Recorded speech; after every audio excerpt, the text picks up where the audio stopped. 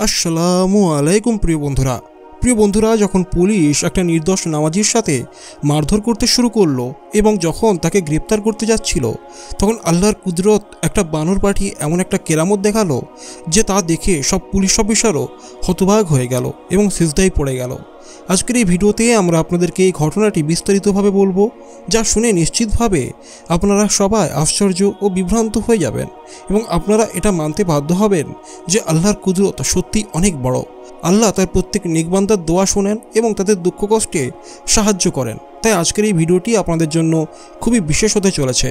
আপনারা এই ভিডিওটি শেষ পর্যন্ত দেখুন এবং যদি আল্লাহর কুদরতে পূর্ণ বিশ্বাস থাকে তাহলে এই ভিডিওটিকে হৃদয় থেকে একটা লাইক করুন এবং কমেন্টে আল্লাহু আকবার লিখে শেয়ার করুন, যাতে আরও বেশি মানুষের কাছে এই ভিডিওটি পৌঁছে যায়। তাহলে চলুন ভিডিওটি শুরু করা যাক।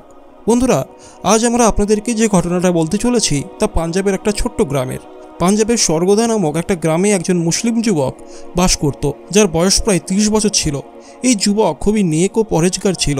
সে 5 ওয়াক্ত নামাজ পড়ত এবং প্রত্যেক নামাজ সঠিক সময়ে আদায় করত। সে চেষ্টা করত যে প্রত্যেক নামাজ মসজিদে জামাতের সাথে আদায় করে। এই কারণেই তার বেশিরভাগ সময় মসজিদেই কাটত। নামাজ শেষ হওয়ার পর সে কিছু সময় মসজিদে এক কোণে বসে কোরআন তেলাওয়াত করত। তার এই অভ্যাস সম্পর্কে সব নামাজিরা ভালোভাবে জানত। এই যুবকের ইসলামের প্রতি এত বেশি ভালোবাসা দেখে সবাই তার প্রতি শুধু গর্বই করতো না, বরং তাকে অনেক সম্মানও করত। এই যুবক সবার সাথেই ভালো আচরণ করত এবং চেষ্টা করত যেন তার কারণে কারো মন না খারাপ হয়। সে সবসময় চেষ্টা করত যেন কোনো প্রয়োজনে কারো সাহায্য করতে পারে। এই কারণে গ্রামের সবাই তার আখলাকের ভক্ত ছিলেন। কিন্তু এই যুবকের একটা ছোট ভাই ছিল। সে খুবই লোভী ও দুনিয়াদার ছিল। সে সবসময় টাকার পেছনে ছুটত। কিছুদিন পর তাদের বাবার মৃত্যু হয়। এই ঘটনায় বড় ভাই ভেতরে ভেতরে ভেঙে পড়ে এবং আরও বেশি সময় মসজিদে কাটাতে শুরু করে। অন্যদিকে ছোট ভাই চেষ্টা করত যেন কোনোভাবে বড় ভাইয়ের জমি দখল করে নিতে পারে। সে বড় ভাইয়ের বিরুদ্ধে ষড়যন্ত্র শুরু করে, কিন্তু কোনোভাবেই সফল হতে পারেনি। শেষে ছোট ভাই একটা পরিকল্পনা করে। সে বড় ভাইকে মসজিদে চুরির মামলায় ফাঁসানোর চেষ্টা করে। সে রাতে মসজিদ থেকে কিছু মূল্যবান জিনিস চুরি করে এবং পুলিশের কাছে গিয়ে বড় ভাইয়ের বিরুদ্ধে অভিযোগ করে। বড় ভাই যখন মসজিদে যাচ্ছিল তখন পুলিশ তাকে গ্রেফতার করে। বড় ভাই বিস্মিত হয়ে পুলিশকে জিজ্ঞেস করে, আমি কি করেছি, আমার কি অপরাধ? পুলিশ তাকে বলে যে মসজিদ থেকে মূল্যবান জিনিস চুরির অভিযোগে তাকে গ্রেপ্তার করা হয়েছে। এই কথা শুনে বড় ভাই হতবাক হয়ে যায় এবং আল্লাহর কাছে সাহায্য চায়। সে আল্লাহর কাছে দোয়া করে, হে আল্লাহ, তুমি জানো আমি নির্দোষ। তুমি এমন কোনো কেরামত দেখাও যাতে সবাই বুঝতে পারে যে আমি নির্দোষ। এই সময় আল্লাহর কুদরতে একটা বানর আসে, যার হাতে মসজিদের চুরি হওয়া জিনিস ছিল। বানরটি পুলিশকে ছোট ভাইয়ের বাড়িতে নিয়ে যায় এবং পুলিশ বুঝতে পারে যে আসল চোর ছোট ভাই। পুলিশ ছোট ভাইকে গ্রেপ্তার করে এবং বড় ভাই নির্দোষ প্রমাণিত হয়। বড় ভাই আল্লাহর শুকরিয়া আদায় করে এবং সিজদায় পড়ে যায়। এই ঘটনায় গ্রামের সবাই আল্লাহর ওপর আরও বেশি বিশ্বাসী হয়ে ওঠে। এরকম আরও একটা ঘটনা আমরা আপনাদেরকে বলবো, যা আবদুল্লাহ নামের এক ব্যক্তির সাথে ঘটেছিল। আবদুল্লাহ একটা মেডিকেল সেন্টার ছিল। আবদুল্লাহ তার জীবনের একটা ঘটনা বলছিলেন, যা শুনে আপনারা আশ্চর্য হয়ে যাবেন।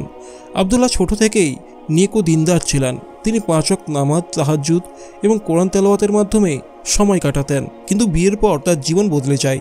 তিনি ধীরে ধীরে নামাজ ও ইবাদত থেকে দূরে সরে যায়। তার ব্যবসায়ও সমস্যা শুরু হয় এবং তিনি ঋণের ভারে জর্জরিত হয়ে পড়েন। একদিন তিনি একটা ভুল ওষুধ বিক্রি করেন, যার কারণে একজন লোক মৃত্যুর মুখ থেকে বেঁচে যায় এবং তার বিরুদ্ধে মামলা করে। এই ঘটনায় তার দোকান বন্ধ হয়ে যায় এবং তার স্ত্রীও তাকে ছেড়ে চলে যায়। এই সময় আবদুল্লাহ আল্লাহর কাছে ফিরে আসেন এবং তওবা করেন। তিনি আবার নিয়মিত নামাজ ও কোরআন তেলাওয়াত শুরু করেন।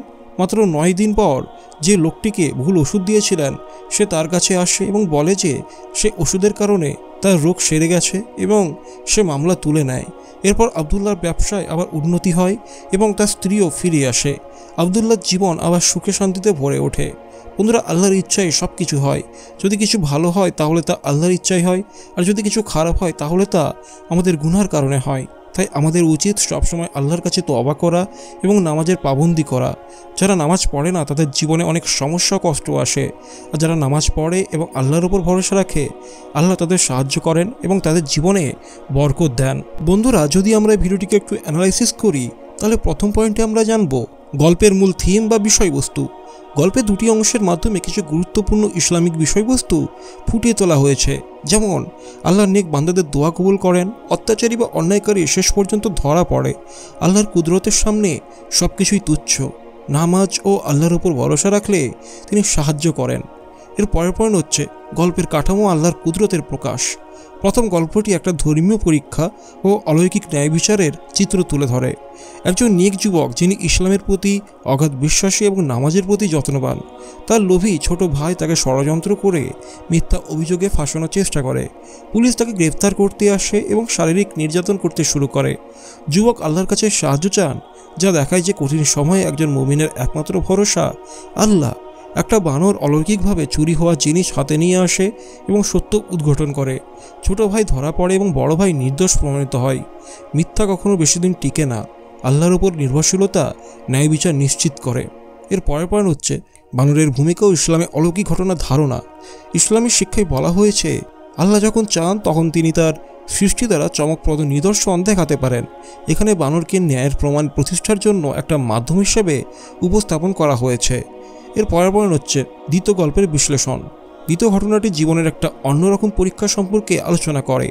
আবদুল্লাহ নামের একজন ব্যবসায়ী, যিনি আগে খুবই ধার্মিক ছিলেন কিন্তু পরে ইবাদতে অনিয়ম শুরু করেন। বিয়ের পর তিনি ইবাদত থেকে দূরে সরে যান, যার ফলে তার ব্যবসা ক্ষতিগ্রস্ত হয়। ভুল ওষুধ বিক্রির কারণে একজন রোগী বিপদে পড়ে এবং তার বিরুদ্ধে মামলা করা হয়। তিনি আল্লাহর কাছে ক্ষমা চান এবং পুনরায় ইবাদতে মনোনিবেশ করেন। সেই ভুল ওষুধ রোগীর উপকারে আসে এবং মামলা তুলে নেওয়া হয়। ব্যবসায় উন্নতি হয়, স্ত্রী ফিরে আসেন এবং তিনি আবার শান্তিময় জীবনে ফিরে যান। যখন কেউ আল্লাহর দিকে ফিরে আসে, আল্লাহ তাকে সাহায্য করেন। ইবাদত থেকে দূরে গেলে জীবনে বিপর্যয় আসতে পারে। এর পরের পয়েন্ট হচ্ছে গল্পগুলির সাধারণ শিক্ষা ও ইসলামী দৃষ্টিভঙ্গি। এই গল্পগুলির মাধ্যমে কিছু মৌলিক ইসলামী শিক্ষার উপর আলোকপাত করা হয়েছে, যেমন দোয়ার শক্তি ও আল্লাহর সাহায্য। ইসলামের দোয়ার গুরুত্ব অপরিসীম। কুরআন ও হাদিসে বলা হয়েছে যে আল্লাহ তার বান্দার দোয়া কবুল করেন। যেমন তোমরা আমাকে ডাকো, আমি তোমাদের ডাক কবুল করব। নিশ্চয়ই আল্লাহ তার বান্দাদের প্রতি অত্যন্ত দয়ালু। এই গল্পগুলোতে আমরা দেখি যে যখন নেককার মানুষ আল্লাহর কাছে সাহায্য চান, তখন অলৌকিকভাবে তাদের রক্ষা করেন। মিথ্যার শাস্তি ও সত্যের বিজয়। কোরআনে বলা হয়েছে নিশ্চয়ই সত্য এসেছে এবং মিথ্যা বিলীন হয়ে গেছে। নিশ্চয়ই মিথ্যা বিলীন হবেই। প্রথম গল্পে ছোট ভাই অন্যায় করে কিন্তু শেষ পর্যন্ত সে ধরা পড়ে। এর মাধ্যমে বোঝানো হয়েছে যে দুনিয়াতে বা আখিরাতে মিথ্যাবাদীরা কখনো সফল হয় না। এর পরের পয়েন্ট হচ্ছে আল্লাহর প্রতি নির্ভরশীলতা ও নামাজের গুরুত্ব। গল্পের দুই প্রধান চরিত্রই নামাজ ও ইবাদতের গুরুত্ব উপলব্ধি করে। কোরআন বলেছে নামাজ কায়েম করো। নিশ্চয়ই নামাজ অশ্লীল ও খারাপ কাজ থেকে বিরত রাখে। যারা আল্লাহর পথে চলে এবং নামাজের প্রতি যত্নশীল হয়, তাদের জীবন সফলতা ও শান্তিতে পরিপূর্ণ হয়, যে গল্পের মাধ্যমে প্রতিফলিত হয়েছে। এই গল্পগুলো আধ্যাত্মিক শিক্ষা ও নৈতিকতা শেখানোর জন্য ব্যবহৃত হয়। এগুলো বিশেষত সাধারণ মানুষের ঈমান দৃঢ় করে, বিশ্বাসীদের মাঝে ধৈর্য আস্থা বাড়ায়, নামাজ ও ইবাদতের গুরুত্ব উপলব্ধি করায়, নৈতিক শিক্ষা দেয় এবং মানুষকে অন্যায় থেকে বিরত রাখে। যারা আল্লাহর উপর ভরসা রাখে, আল্লাহ তাদের উপর রক্ষা করেন। সত্য কখনো হারায় না আর মিথ্যা বেশি দিন টিকে না। নামাজ ও ইবাদতের প্রতি যত্নবান হও, জীবন শান্তিময় হবে। এই গল্পগুলোর মাধ্যমে ইসলামের বিশ্বাস ও নৈতিকতার একটা শক্তিশালী বার্তা দেওয়া হয়েছে, যা আপনাদেরকে আল্লাহর প্রতি আরও অনুগত হতে উৎসাহিত করবে। তো বন্ধুরা, এই ছিল ভিডিওটি ভালো লাগলে অবশ্যই একটি লাইক করবেন, আর চ্যানেলে যদি নতুন হয়ে থাকেন তাহলে অবশ্যই চ্যানেলটিকে সাবস্ক্রাইব করে বেল আইকন প্রেস করবেন।